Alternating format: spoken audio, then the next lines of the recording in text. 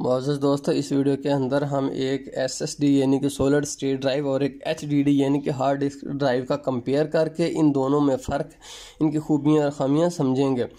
तो हम ये जो हार्ड डिस्क है, आपको पता है लैपटॉप्स के अंदर अरसा दराज से बहुत ज़्यादा पॉपुलर है। और जो पहले डेस्कटॉप थे उसके अंदर थोड़ी सी बड़ी ड्राइव इस्तेमाल की जाती थी। ये एक हमारे डेस्कटॉप कंप्यूटर की है और ड्राइव है, और ये हमारी जो है SSD है जो कि हमारे लैपटॉप के अंदर होती है। डेस्कटॉप के अंदर भी यही इस्तेमाल की जा सकती है।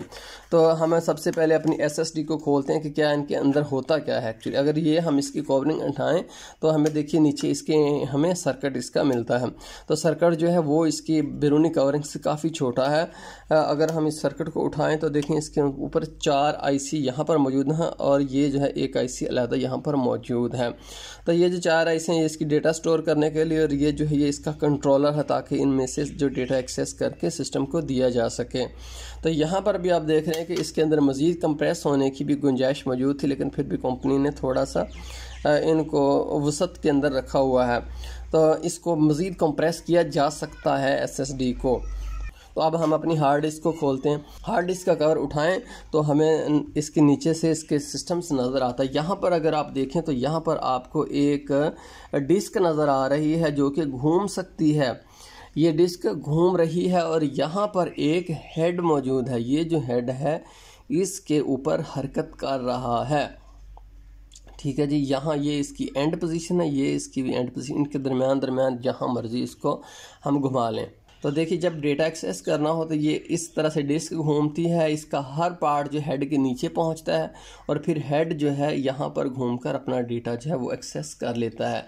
अब हम इन दोनों को इलेक्ट्रिसिटी से कनेक्ट करके देखते हैं कि इनमें क्या फ़र्क है। सबसे पहले हम अपनी SSD को कनेक्ट करते हैं।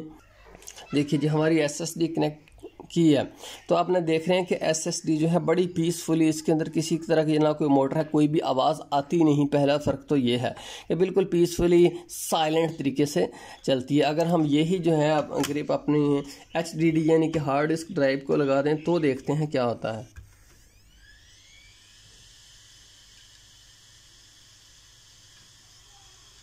यहाँ पर हवा भी आ रही है। तो नाज़रीन आपने देखा कि हार्ड डिस्क के अंदर जो है बहुत सी तरह तरह की आवाज़ें ये निकाल रही है। इसके अलावा एक तो इसकी डिस्क है, मोटर है, वो चलने की आवाज़ है। इसके अलावा ये जो इसका हेड है ये भी यहाँ पर जब घूमता है तो आवाज़ निकालता है।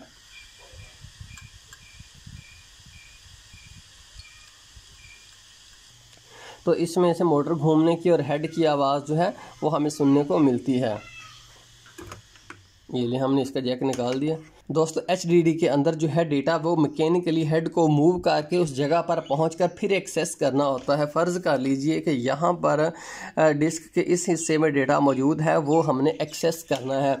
आपको नज़र आ रहा होगा तो यहाँ पर ये जो है डिस्क घूमेगी, घूमते घूमते घूमते घूमते ये जो है ये यहाँ पर हेड के ठीक सामने पहुँचेगी। अगर हेड यहाँ पर इस जगह पर मौजूद है तो हेड भी हरकत करता हुआ जो है उसके सामने आएगा। यहाँ पर दोनों एक दूसरे के कांटेक्ट में आएंगे, ये लीजिए, और फिर ही हम डेटा जो है एक्सेस कर सकते हैं। यहाँ पर दोनों चीज़ें एक दूसरे के कांटेक्ट में आएंगी तब ही डेटा एक्सेस हो सकता है। तो ज़ाहिर है कि जब ये यहाँ से मूव करके यहाँ पहुँचा और हेड जो है वो यहाँ से मूव करके यहाँ पहुँचा, दोनों एक दूसरे की सीध में आए दोनों, तो उसके लिए एक वक्त लगा है। जो वक्त है तो बहुत कम, लेकिन हमारे डेटा कम, जितनी जल्दी हमें डेटा चाहिए उसके हिसाब से ये बहुत ज़्यादा वक्त है, हम इतना अरसा वेट नहीं कर सकते। और दूसरी परेशानी की बात यह है कि फ़र्ज़ कर लीजिए कि एक फ़ाइल का डेटा यहाँ पर स्टोर है, कुछ डेटा जो है यहाँ पर स्टोर है और जो कुछ है यहाँ पर स्टोर है, तो बहुत परेशानी की बात हो जाएगी। पहले जो है यहाँ से डेटा रीड करेगा, फिर उसके बाद ये यहाँ पर वेट करेगा, और जब दूसरा डेटा इसके सामने आएगा तब ये हरकत करता हुआ उसके इंतज़ार में यहाँ पर आएगा, वो डेटा रीड करेगा और फिर वेट करेगा। उसके बाद यहाँ से ये भागता हुआ वापस जाएगा ये डेटा एक्सेस करने के लिए। ठीक है जी, तो ये डेटा एक्सेस करने की यूं यूं यूं यूं यूं यूं यूं यूं इस बेचारे को यूं यूं यूं यूं करना पड़ेगा इसको। फिर उससे डेटा की स्पीड बहुत कम हो जाएगी, क्योंकि हमारी डिस्क जो है कुछ अर्सा के बाद फ्रेगमेंट हो जाती है। तो आपने देखा होगा ना डिस्क डिफ्रेगमेंटर, तो दरअसल वो यही करता है कि फाइल्स को उठाकर एक जगह पर इकट्ठी सेव कर देता है, ताकि वो हेड जो है आसानी से एक ही जगह से डेटा एक्सेस कर सके। वरना जैसे जैसे हम फाइलें डिलीट करते हैं, नहीं करते हैं, वह डिस्क फ्रेगमेंट होनी शुरू हो जाती है, उसके अंदर बहुत ज़्यादा की खिचड़ी पक जाती है, जिससे डेटा जो है कंप्यूटर भूलता तो नहीं किसी भी डेटा को, बट उसको एक्सेस करने की स्पीड बहुत कम हो जाती है। यही वजह है, एक तो अगर एक जगह पर भी फाइल पड़ी हो फिर भी उसको एक्सेस करने के लिए बहुत ज़्यादा टाइम लगता है, जबकि अगर वो फ्रेगमेंट हुई पड़ी फिर तो बहुत ही ज़्यादा कॉम्प्लेक्स डेटा हो जाएगा, उसको रीड करने के लिए वो यूं यूं यूं हरकत करता ही रहेगा, तो फिर कोई मज़ा नहीं आएगा, डेटा बहुत स्लो मिलेगा। जबकि एसएसडी में जनाब ऐसा कुछ भी नहीं है, किसी हेड को मूव नहीं करना, किसी को कहीं जाना नहीं है। ये जो है इसका कंट्रोलर है, इसकी एक्सेस चारों आईसी पर बैक वक्त मौजूद है। जब चाहे जिस आईसी से चाहे, जितना चाहे, जिस बिट से चाहे वो बराबर डेटा हासिल कर सकता है। उसको वेट नहीं करना पड़ेगा कि मूविंग हेड को ऑर्डर नहीं करना पड़ेगा अभी डेटा के ऊपर जाओ, वो उसकी एक्सेस में है। एक तो दोस्तों फ़र्क इसके अंदर ये मौजूद है। दूसरा ये है कि ये देखें यहाँ पर इसके अंदर जो है यहाँ पर एक पावरफुल मोटर मौजूद है जो कि इसको बहुत स्पीड से घुमाती है, और यहाँ पर एक इंतहाई पावरफुल इलेक्ट्रोमैग्नेट बनता है जो कि हेड को टाइड करता है एक जगह के ऊपर, कि हेड जो है वो ख़ास उस जगह के ऊपर रुक कर डेटा एक्सेस करो। इसके लिए बहुत ज़्यादा एनर्जी चाहिए जो कि हमारी कंप्यूटर पावर सप्लाई इसको देती है। जबकि एसएसडी में ना तो कोई मोटर है और ना ही कोई पावरफुल मैग्नेट बनता है, जिसकी वजह से ये लेती है बहुत ही कम पावर, ठीक है जी, एचडीडी के मुकाबले में। इसके अलावा दोस्तों एचडीडी के अंदर ये जो मोटर मौजूद है, यहाँ पर बुश भी होंगे जिनके पर मोटर घूमती, यहाँ पर भी बुश मौजूद है। ये देखिए जिसके गिर्द जो है हमारा हेड घूमता है, तो आपको पता है कि जो बुश हैं, जो मूविंग पार्ट्स हैं, जो मैकेनिकल पुर्जे हैं, वो घिसते हैं वक्त के साथ साथ। जो मर्जी हो मूविंग पार्ट जो है वो वक्त के साथ साथ घिसेगा और ख़राब भी होगा। तो इसलिए जो है हमारी एचडीडी के ख़राब होने के चांस 100% मौजूद हैं कि कभी ना कभी ज़रूर ख़राब होगी, क्योंकि मूविंग पार्ट्स हैं। और जबकि एसएसडी है, इसके अंदर कोई भी मूविंग पार्ट हमारा नहीं है, हर चीज़ अपनी अपनी जगह पर है, मुस्तकिल स्टैटिक। इस वजह से इसके ख़राब होने के चांस बहुत कम है, क्योंकि जब कुछ हरकत नहीं करेगा तो ख़राब होने का चांस कम होगा, ठीक है जी। एक तो इसके अंदर ये फ़र्क है।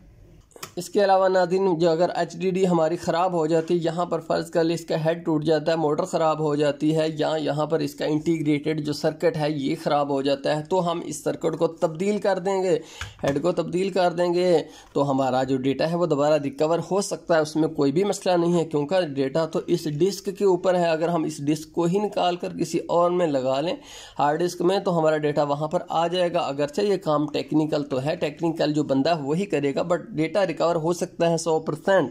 जबकि इसके अंदर जब हमारी आईसी हमारी जल गई तो इसके अंदर से डेटा कभी भी नहीं एक्सेस किया जा सकता, परमानेंट हमारा डेटा गया। तो इसलिए रिकवरी के हिसाब से जब डेटा रिकवर करना हो तो एचडीडी से हो सकता है, एसएसडी से डेटा रिकवर नहीं हो सकता। इसके अलावा जो फ़र्क है दोस्तों वो ये है कि एचडीडी यानी कि हार्ड डिस्क ड्राइव बहुत ही सस्ती है, क्योंकि इसके अंदर इस प्लेट के ऊपर ही डेटा सेव होता है, और ये प्लेट्स की तादाद को बढ़ाया भी 2, 3, 4 तक भी किया जा सकता है।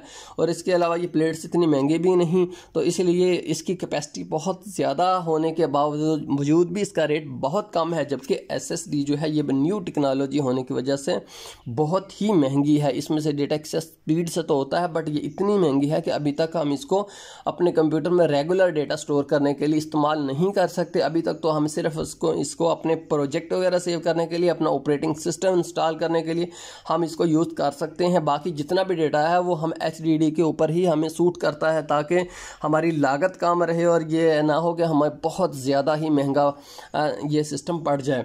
तो इसलिए ज़्यादा डेटा थोड़ी कीमत, ये है एचडीडी, ये आपको महफूज रहेगी। इसके अलावा ये दोस्तों बहुत ज़्यादा सस्ती भी है एसएसडी के मुकाबले में। और इसके अलावा जब आपने डेटा बहुत ज़्यादा लंबे अरसे तक इवन के 10 साल के लिए, 20 साल, 50 साल के लिए सेव करना हो तो आप HDD पर डेटा सेव कर लेंगे और आपको फिर वैसे का वैसा ही मिलेगा, क्योंकि इसके अंदर ये प्लेट है, इसके ऊपर डेटा स्टोर है और ये हर चीज़ बंद पड़ी हुई है, तो कोई भी मसला नहीं। आप चाहे जितने अरसे मर्जी बार डेटा एक्सेस करो आपको मिलेगा। जबकि SSD के अंदर जो डेटा है इन ICs के ऊपर एक चार्ज के थ्रू सेव किया जाता है और बहुत अरसा गुजरने के बाद वो चार्ज कमज़ोर पड़ना शुरू हो जाता है, इससे डेटा ख़राब हो सकता है। इसलिए अगर आपने डेटा बहुत अरसे लंबे के लिए, जैसे आपकी पर्सनल तस्वीरें हैं, बहुत अरसे तक अपने सेव करनी है, तो फिर SSD नहीं बल्कि HDD का आप इंतखाब कीजिए। नाज़रीन, इस वीडियो के बारे में कमेंट्स में अपनी राय का इजहार ज़रूर कीजिएगा। हम अक्सर सूरतों में ज़रूर जवाब देते हैं। पसंद आने की सूरत में लाइक कीजिएगा और हमारे चैनल को सब्सक्राइब कीजिएगा। खुदा हाफिज़।